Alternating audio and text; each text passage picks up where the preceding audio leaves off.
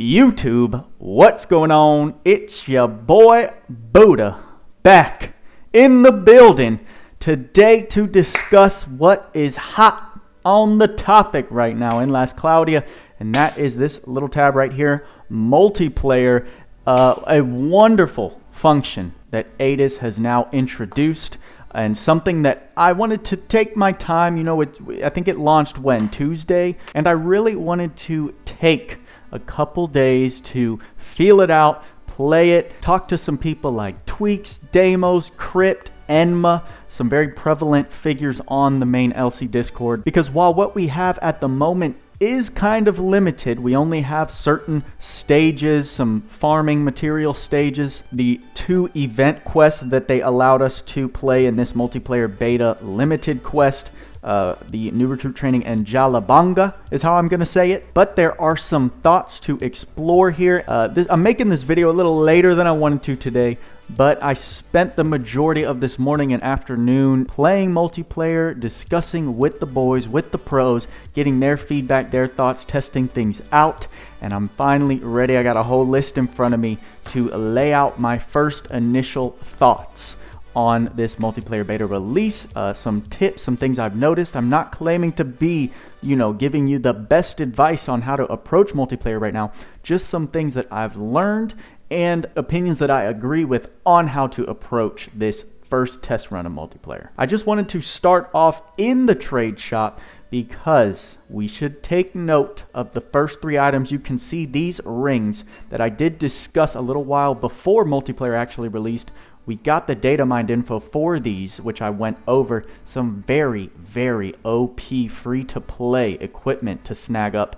Anything that gives you physical damage cap, any damage cap raises, is going to be most likely your meta equipment. And the fact that it gives you a fat 60 to strength, the physical damage cap 1000, special damage cap plus 1500, then the Sage Lord's ring is the exact same, but for magic caster 60 int and magical damage cap increase. Then we have this SARS ring, which seems to be more on the tanky side. If you're going for your support slash tank slash healers, you're going to want to slap this on just to give them that extra defensive boost and status ailment resistance. And if you look at that cost, you can see there are 2 different currencies. We have the regular multi-coins is what I'm going to call them. I think that's what they're called. Yes, multi-coins right here. And we have the rare multi-coins, which have the yellow goldish symbol in the middle. Let's look right here and just pay attention.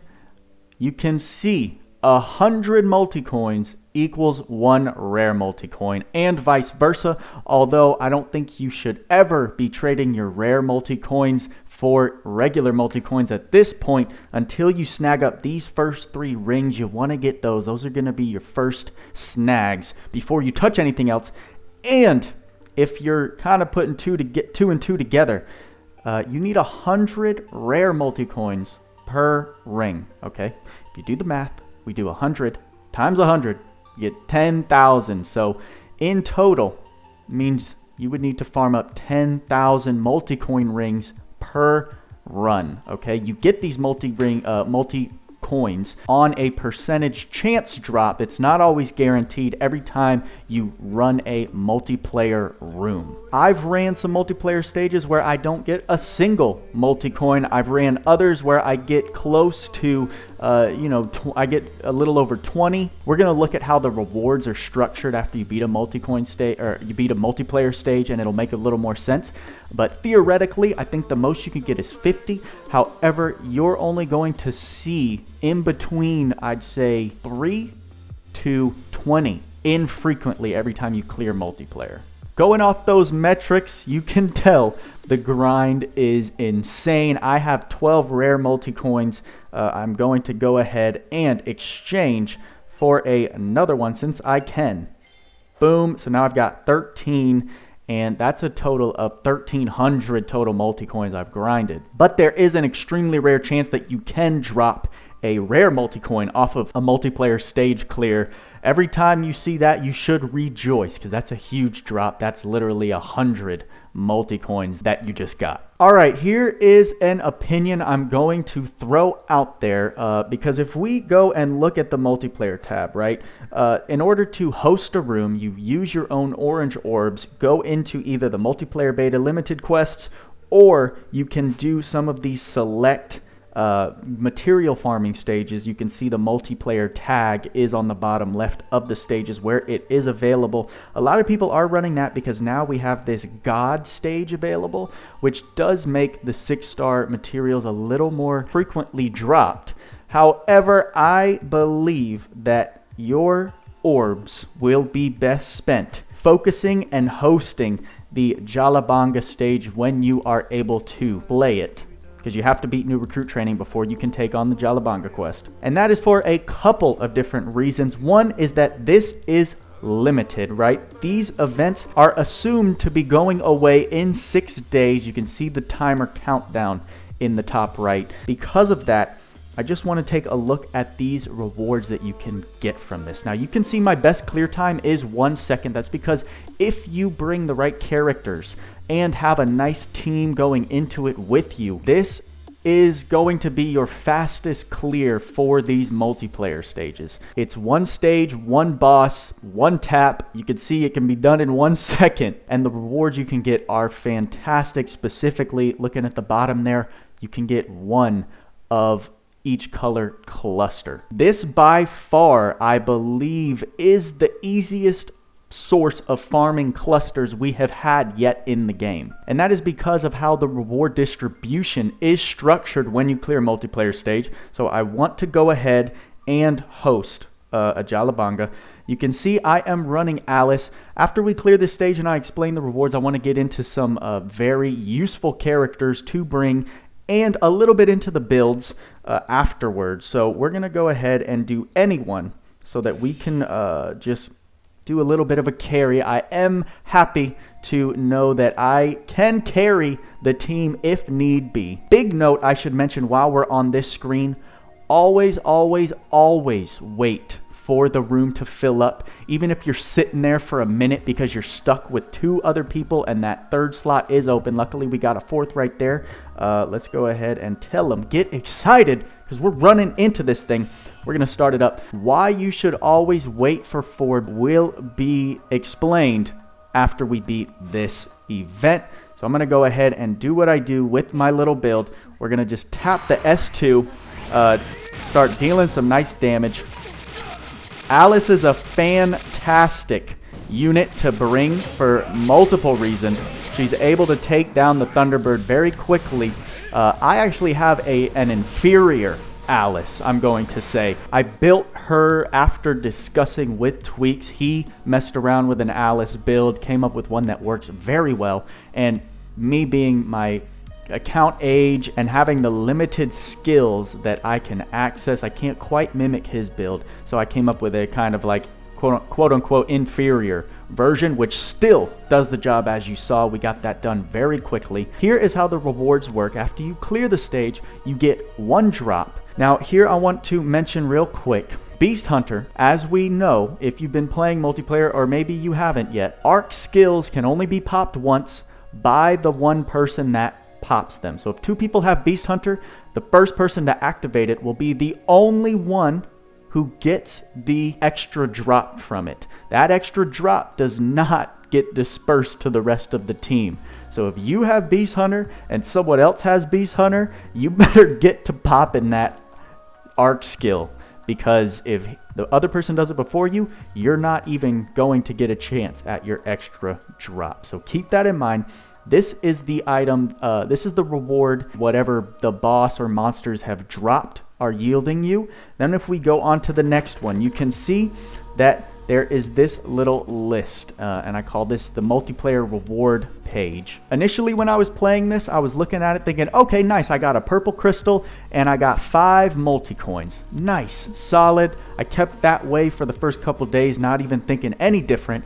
Came to my attention, no. Everyone in the room got that first column of items dispersed to all of us. Okay, so everyone in the room got 1 purple crystal, 6 multi-coins, 1 enhancement material, and another 5 multi-coins. Now the host, which in this case was me, gets that room master that's highlighted in green, so I alone got the extra 5 multi-coins. That's how the reward system works. That's how the disbursement works. This is why you always want to wait for 4 people. Even though it might suck sitting there for a couple minutes, it's worth it just to be patient, because orange orbs, let's say you run out of all of your recoverers that you can spend.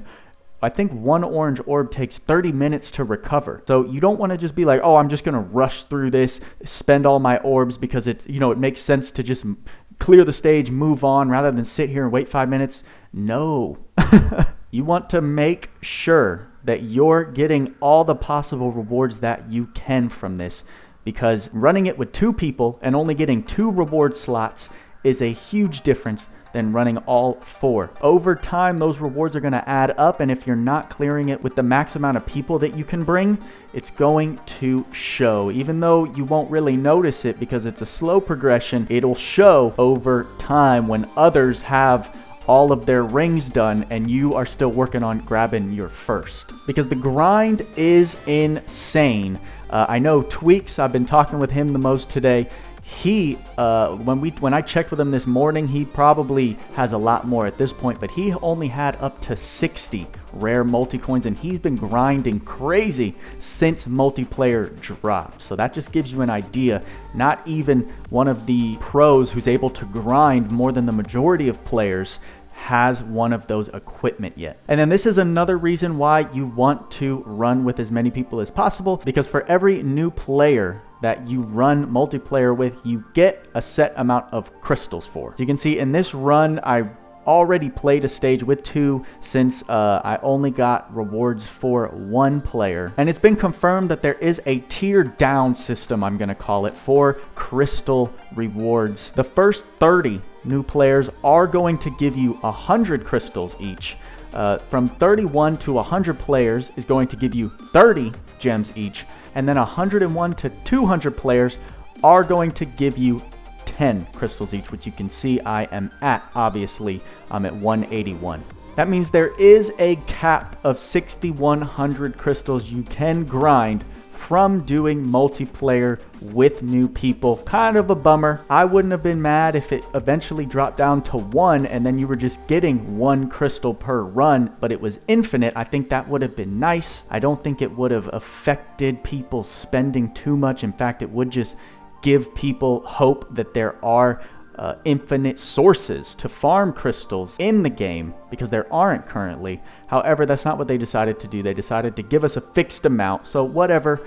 Like I've said before, those were crystals that weren't there before. So all we can do is say, hey, thank you for 6,000 other crystals, and we'll have to wait and see if they give us something more in the future. And I want to shout out Crit Man for giving me those numbers. He pinned them in the main LC Discord. That's why I was able to read that off so easily. So thank you to my boy Crypt. Can't wait to chat with you tomorrow in the podcast. Now that I've kind of explained some of the dynamics of multiplayer, let's get into some good characters. Again, this is knowledge that I'm kind of passing on from a discussion I had with Tweaks earlier this morning. You saw I was running Cyber Slayer Alice. I guess I'll touch on her first. What makes her so beneficial in the Jalabahnga fight is her S2 skill, the missiles that she's able to fire. And that's because of a couple things. One, the damage that you can do if you're hitting damage cap is nice. You could see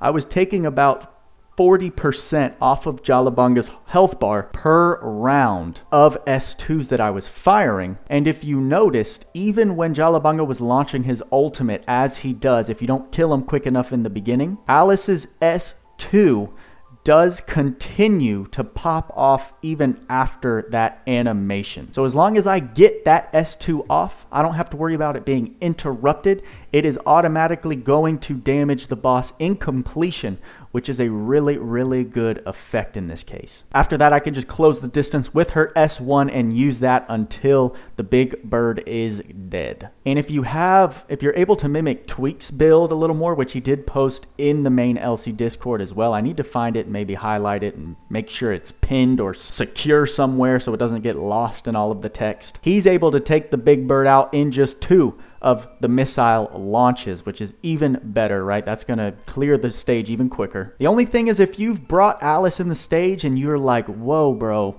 she's dying so quickly, like, and then you switch characters because you're thinking, I don't even want to bring this squishy character. She can't survive through the boss stage. That is because of a bug that's actually going on in the game. I'm going to go ahead and open her up. We'll look at her build specifically, and you can see that I have unchecked Auto Slayer mode. There is some kind of bug going on with Alice's Auto Slayer. If we look at what Slayer mode does, it sacrifices HP for plus 35% damage, which is a really big skill. You have to replace it in order to reach her damage cap after taking this off, but that is draining a significantly skewed amount of HP currently. I don't know if that's just in multiplayer. I think it is, but it is just draining her health more than it should be, which is a bug that we'll have to see them address or get fixed. But in the meantime, we're just working around it since it makes her die so quickly in that fight. Another fantastic unit I have seen some players using is Sword Imagineer Lebet, Shift Lebet.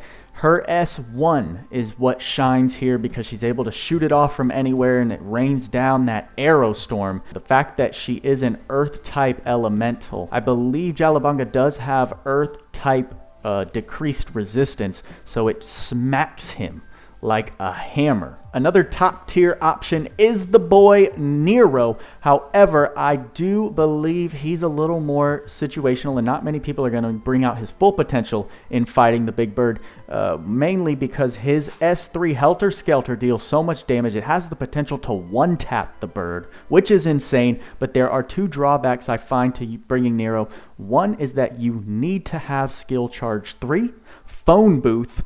I don't know if those 2 is enough, so I had Blake's Poems. Oh, I took everything off of him. I had the item Blake's Poems, which is another DMC exclusive equipment that gives him 3 seconds of SCT at the beginning of battle, just to make sure you start off with his S3. If you're missing any of those 3, correct me if I'm wrong, but at the very least, if you're missing phone booth and or skill charge 3, he is not going to have his full stock fully charged, which means you can't one-tap him. He's going to blow your Nero back, and it's just going to delay the amount of clear time it takes for you to finish off Big Bird. Another thing is that his S3 can get interrupted very easily. Now, if you remember, I mentioned with Alice, her S2 fires off and launches in completion no matter what. Even if Alice gets flinched, if she gets knocked back, those missiles are still going to fire off the full amount. Now, if Nero doesn't get to Big Bird in time, he will get interrupted, and then you've lost the Helter Skelter skill stock, rendering him much less useful at that point. You can still do great damage if you have Trishula on him and you just smack the bird with S2's Overture. However, it's just not as effective. Helter Skelter has the potential to immediately kill him, which is invaluable compared to trying to burst him down with S2s and S1s. Another thing I should mention is that his Helter Skelter will only reach Big Bird off of that first tap if you're the host. And that is because depending on your placement in the roster, in the lineup, your character starts off in 4 different locations on the map. The closest location starting by Big Bird is the host of the map. From what I've seen, popping off Helter Skelter immediately from that first spot, gets to Big Bird in time, has the potential to one-shot him. However, any of the 3 other spots behind can easily be caught by Big Bird's ultimate, pushing everyone back, interrupting you, and costing you that skill stock. And apparently the Dope Sage Zekis is a very good option as well. However, I couldn't tell you why. He's the one I know least about since I don't have him. I haven't asked about how to run him in the Jalabahnga stage because I don't need to know. I just wanted to know that he is a significant character in the multiplayer stage. I have seen him do some great damage and contribute to dropping that health bar down very quickly. So if you have him, rejoice, because you might be able to turn him into a monster for this event. And lastly, I just wanted to look at some key skills to bring for this fight, which allow you to reach that damage potential in order to burst down Jalabahnga. Now, the first skill I'm going to mention should make a lot of sense, and that is because it is Bird Slayer, right? We're fighting Big Bird, so you want that nice plus 50% damage in order to take him down, bring out the most damage that is possible when fighting this guy. And I also want to mention Maglion as well. Now, this is going to be the case for Alice, Shift Lilibet, and probably Zekis, because the attack he's launching is going to be a long-range style as well. Speaking on behalf of Alice, this is just an excellent skill to take advantage and give that extra boost. The further you are, it doesn't matter which of the 4 positions you're at. In fact, the further you away, if you find yourself in the last position, the better. Since she's going to be the furthest away, those missiles are going to deal that much more damage. I wanted to mention both of those at the same time because you find them on the same arc, and that is Heaven's Bow Star-Lord. So this is probably one of the most, if not the most important arc for bringing out the most damage that you can do to Big Bird. You can see that you get Bird Slayer as the 3rd to last skill, and Maglion is the final skill that you can teach characters after you've leveled this arc up to 10. Another skill that I just find useful, as always, Foreign Land Magrona, if we check out that arc, Sharp Eyes is going to give you that plus 50% damage for the cost of 3% MP. Now, you saw how quickly we were taking down that health bar, so you're not going to lose or run out of MP with this strategy. You want to pack your unit with as much damage potential as possible to drain that health bar quickly. And I just wanted to mention some equipment that's also very important for this long range attack strategy with Alice, Shift Lilibet, etc. is Tech Blade Loop.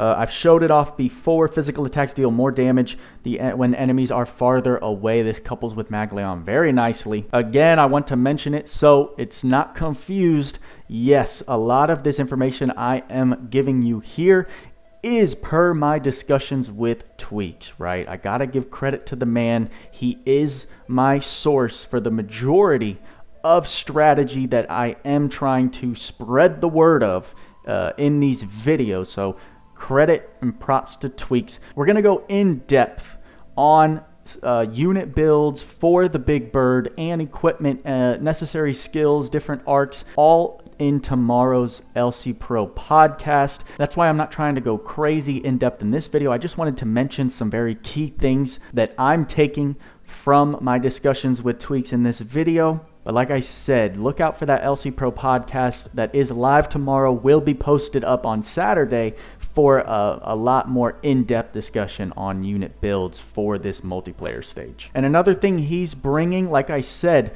if you can raise Alice's damage cap or any of the other units' damage caps with items like the Phantom Tower Arc Ether Reward, the Phantom Key gives you that plus 500, and I know Tweaks is running Scarlet Blade whenever he brings Alice.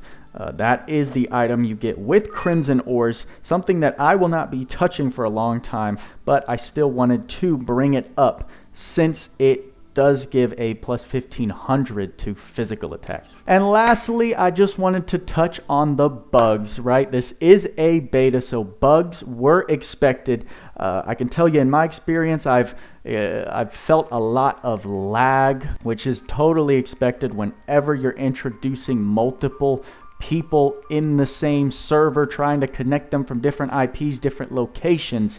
It all depends on who the host is, what lag is going to be there. There's times where I'm launching off 3 skills and I don't see the actual damage translate until like 2-3 seconds after I've hit the enemy. So we're just going to have to bear with Adis while they figure out the kinks in that area. The weaker the device, the more your gameplay is going to struggle. I mentioned the Alice bug where her Slayer mode is draining all of her health whenever she tries to launch attacks off, so keep that in mind. Take off Auto Slayer because there are workarounds to get her damage back up to her cap. And then the biggest one, the white elephant in the room, is devices that should be able to handle multiplayer because they've given us a minimum system requirement list.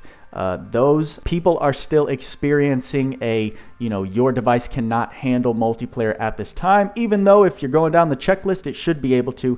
Barlene has addressed this in the main LC Discord. She said it was a top priority for Atis to get that solved. However, we haven't seen any further news, so I imagine it's a pretty daunting task and one they're putting all heads down and trying to focus on. We'll hear something when they come up with a solution. I'm sure there will be an announcement, just like how we had this crazy arena delay. This seems like it's kind of a similar thing. It's just going to take a little bit of time, and probably a big update will be pushed. And we'll get that announcement whenever they give it to us. Okay, so that is it. I've been talking for way longer than I wanted to. I wanted to make it nice and quick. That's why I made a list. However, there is a lot to talk about, which is why I wanted to wait a couple days, why I was procrastinating on this video. I wanted to feel it out, talk to some of the pros, get their feelings and thoughts, then test it with my own account. The biggest takeaways, like I said, wait for parties of 4 in your lobby, especially if you're the one expending the orbs, and try and get a character built out to burst down Jalabahnga because it's a one-stage clear. You're going to get a lot more rewards farming this stage in the next 6 days than you are any of those other material stages. That's my opinion. Again, comment if you agree with me. Tell me if you think I'm missing something crazy. How could you not farm this stage? But everyone's gonna do what they need to do, so I just want to hear your thoughts, what you think about multiplayer. How's the device treating you? My condolences to anyone who can't play because of the terrible device failure bug. That just sounds so bad, and I really hope Atis gets that fixed soon so we can all enjoy this wonderful game mode that they have presented us. There's so much potential, I think, with it. I can't wait to talk about it more with the guys tomorrow on the podcast, which I should mention, and I almost forgot, we have a special guest this time around, one that I'm very excited for. ThatZeroPlays is going to be on his first LC Pro podcast as a guest, talking about multiplayer and some other topics like crystal management in preparation for the 2-year anniversary, which is coming around the corner. He just started making Last Cloudia content again, and he's got some great beginner guides up on his channel, so make sure to check him out. I'm excited to bring him on board, get to talk to him, hear his thoughts, and have our first featured guest on the podcast. So it's going to be a good one. Hope to see you there. Those links in order to get to that podcast will be in the description below. You can find it live on my Discord. You can find it live on the Cryptman's Twitch channel. Both really good places to check it out. And I just hope to see you there. I hope you enjoy it. I hope you're having fun. And that's all I got for you this time. So, like I always say, work hard, play harder. See you in the next video.